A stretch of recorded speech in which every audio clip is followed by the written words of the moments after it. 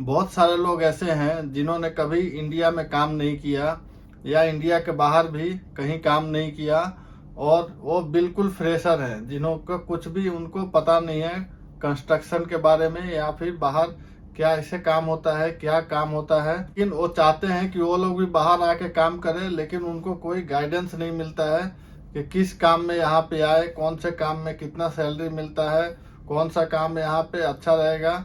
और जो लोग भी इंडिया में है वो लोग चाहते हैं यहाँ पे विदेश में आके काम करना, तो उनके मन में बहुत सारे सवाल होते हैं, बहुत सारे क्वेश्चन होते हैं। लेकिन उन क्वेश्चन का आंसर आपको तभी मिलेगा, तभी आपको दिल को तसल्ली होगी। जब तक आप यहाँ पे आके खुद नहीं देख लेते तब तक आपको वो तसल्ली नहीं मिलने वाली है, तब तक आपको कुछ भी समझ में नहीं आएगा। कि जितने भी लोग से आप पूछोगे बाहर के बारे में, गल्फ के बारे में कि कैसे काम होता है, सबका अलग अलग जवाब होगा। तो आप यहाँ पे आओगे तो आपको सब कुछ क्लियर हो जाएगा। लेकिन आप किस काम में आते हो वो सबसे इम्पोर्टेंट चीज़ है, क्योंकि आपने पढ़ाई वगैरह की है लेकिन आपको एक लाइन नहीं मिल पा रहा है यहाँ पे कौन से काम में आना चाहिए, क्या सीख के आना चाहिए यहाँ पे जिससे आपको फायदा हो। जो लोग भी फ्रेशर हैं, जिन्होंने काम नहीं किया है और वो लोग बाहर आना चाहते हैं, तो उनको कैसे भी रहता है कि हम किसी भी काम में कैसे भी जाके वहां पे रह लेंगे, कुछ भी करने को तैयार हो जाते हैं। लेकिन आप थोड़ा वेट करो, मैं आपको बताऊंगा कुछ चीजें जिससे आपको समझ में आ जाएगी। अगर आप यहाँ पे आना चाहते हो वो अच्छा बात है, लेकिन अगर आप कुछ ट्रेड पकड़ के कुछ अगर सीख के आते हो, कुछ आपके हाथों में स्किल है, तो आप आओगे तो आपको आगे फ्यूचर में बहुत फायदा होगा। तो आज के वीडियो में बात करेंगे कि कौन सा काम हमको सीख के विदेश में जाना चाहिए। और वीडियो अच्छा लगा तो लाइक कर देना, अगर चैनल पे नए हो तो सब्सक्राइब कर देना। अगर आपके कुछ और सवाल रहेंगे तो मुझे इंस्टाग्राम पे फॉलो कर लीजिएगा। ये चीज शुरू करते हैं इस वीडियो को।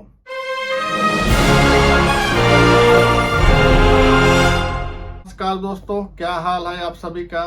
बहुत सारे लोगों को ये पता भी होगा और नहीं पता होगा, तो मैं बता देता हूँ आप लोगों को। जो विदेश में ज्यादा जो काम होता है वो होता है कंस्ट्रक्शन का। बड़ी बड़ी बिल्डिंग्स बनती है या फिर पाइपलाइन का काम होता है। ये काम मतलब ज्यादा होता है यहाँ पे, तो ये काम की कमी कभी नहीं होने वाली है। तो शुरुआत करते हैं। आपने पढ़ाई कर ली, आपने 10th पास किया, 12th पास किया, लेकिन आपको एक अलग से कोई स्किल आनी चाहिए, अलग से कोई कोर्स होनी चाहिए जिससे आप यहाँ पे आ सकते हो आसानी से।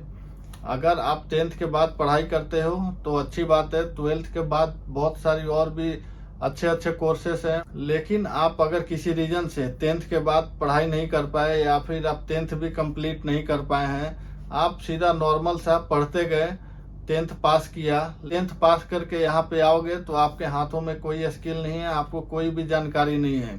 अगर आप किसी रीजन से पढ़ाई को कंटिन्यू नहीं कर सकते हैं, आप किसी रीजन से अगर चाहते हैं कि हमारी घर की जिम्मेवारी हो गई या कोई भी रीजन से अगर आप कंटिन्यू नहीं कर पा रहे हैं, अगर चाहते हैं कि मुझे काम करने का जरूरत है, आपको विदेश आने का जरूरत है, आप पूरा प्रिपेयर हो, तो ये वीडियो आपके लिए है। अगर आप 12th पास कर लेते हो, उसके बाद भी बहुत सारे डिप्लोमा वगैरह है, वो अगर कर लेते हो तो और भी ज्यादा बेटर है। लेकिन मैं आज बात करूंगा 10th के बाद कौन सा कोर्स होता है, वो मैं आपको बताने वाला हूँ इस वीडियो में। अगर आप 12th पास करके आओगे तो फिर आपको अच्छी पोस्ट मिलेगी, जैसे QC का हो गया, फायर सेफ्टी का हो गया, लैंड सर्वेयर का हो गया। ये सब ऐसे कोर्सेस हैं तो इनमें अच्छी सैलरी मिलती है, फैसिलिटी भी आपको अच्छी मिलेगी।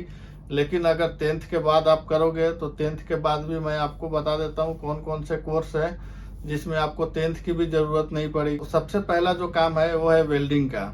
उसमें भी अलग अलग प्रकार के हैं, आर्क, आर्गन, टीक वगैरह बहुत सारे हैं ऐसे। तो आप इसका भी काम आप सीख सकते हैं। और इसमें जो है क्वालिफिकेशन का कोई ज़रूरत नहीं है, आपको काम आना चाहिए। वैसे बहुत सारे इंस्टीट्यूट है जो आपको सिखाती है ये सब चीज़, या आप कोई कंपनी में ज्वाइन करके वहाँ से भी आप सीख सकते हैं। और उसमें आएंगे तो उसमें आपको सैलरी भी बाकी जो ट्रेड है उनसे अच्छी मिलती है वेल्डिंग में। उसके बाद प्लम्बर का हो गया, जो प्लम्बिंग जॉब है उसका आप कोर्स कर सकते हैं अलग से, या फिर कहीं भी से भी सीख सकते हैं।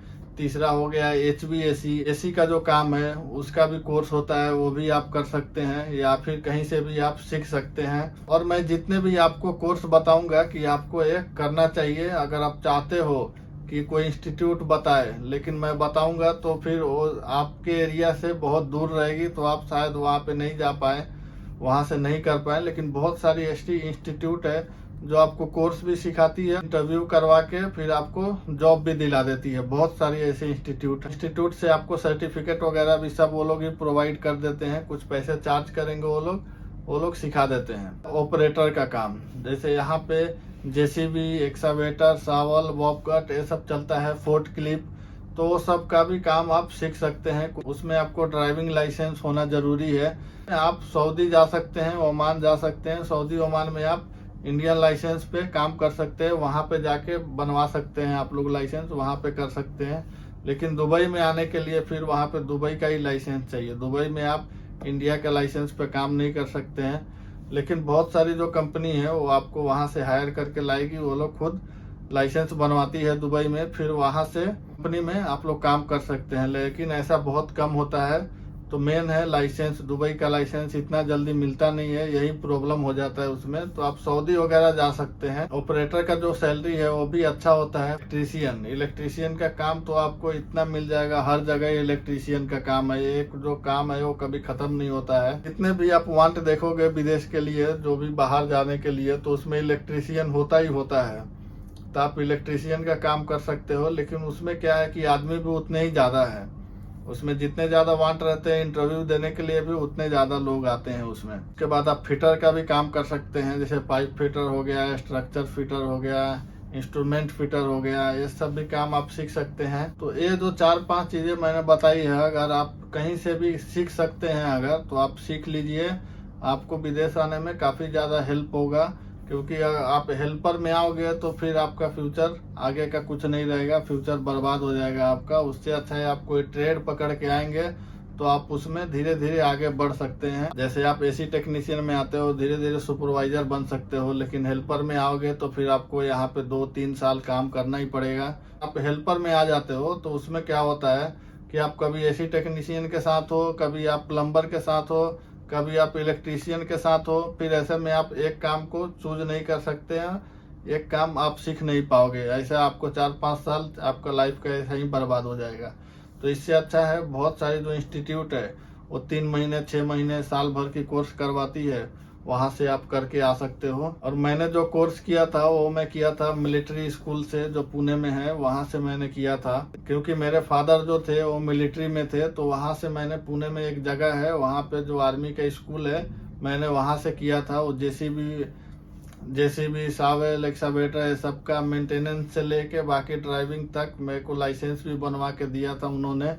तो मेरे पास सर्टिफिकेट भी है, मेरे पास सब कुछ है। लेकिन मैं उस काम में आया नहीं बाहर में है। तो आप भी ऐसा कोर्स कर सकते हैं दूसरे किसी इंस्टीट्यूट से। अभी तो हर जगह इंस्टीट्यूट खुल गई है, लेकिन कुछ साल पहले बहुत कम जगह पे होता था, जैसे जमशेदपुर में होता था या मुंबई में कुछ जगह पे होता था। और भी बहुत सारे काम है जो सिविल रिलेटेड काम है, जैसे कारपेंटर हो गया, स्टील फिक्सर हो गया, मिशन हो गया। तो इन सब काम में क्या है, आपको काम का कमी कहीं नहीं होगा। आप कहीं भी कर सकते हैं, इंडिया में भी कर सकते हैं, कहीं भी कर सकते हैं। लेकिन इन कामों में मेहनत बहुत है यार, मेहनत बहुत है और पैसा भी कम है। सिविल में मालूम है आप लोगों को, अगर नहीं मालूम है फिर भी सिविल में बहुत काम होता है। जो सिविल डिपार्टमेंट का काम है उसमें मेहनत ज़्यादा होता है। अगर आप इंडिया में ही कहीं से आप अगर कोर्स नहीं करना चाहते हो तो कोई कंपनी में ज्वाइन करके 4-5-6 महीना जो भी है वहां से सीख सकते हैं। तो इस वीडियो में इतना ही। वीडियो कैसा लगा आप कमेंट करके बताइएगा। मिलते हैं नेक्स्ट वीडियो में। जय हिंद।